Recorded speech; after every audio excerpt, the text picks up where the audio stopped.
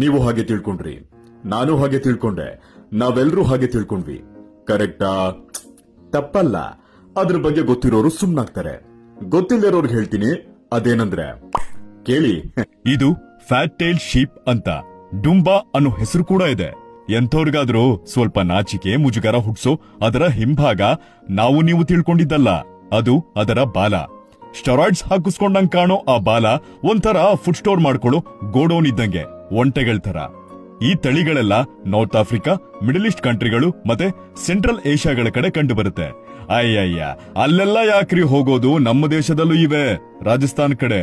ಇನ್ನ ಅದ್ರ ಬಾಲದಲ್ಲಿ ಸಾಕಷ್ಟು ಕೊಬ್ಬಿನಾಂಶ ಇರೋ ಆಹಾರವನ್ನ ಸ್ಟೋರ್ ಮಾಡ್ಕೊಂಡಿರುತ್ತೆ. ಯಾಕಂದ್ರೆ ಆ ಕೆಲವೊಂದು ದೇಶಗಳಲ್ಲಿ ಆಹಾರದ ಕೊರತೆ ಬಂದಾಗ ಈ ಟೆಕ್ನಾಲಜಿ ಹೆಲ್ಪ್ ಮಾಡುತ್ತೆ.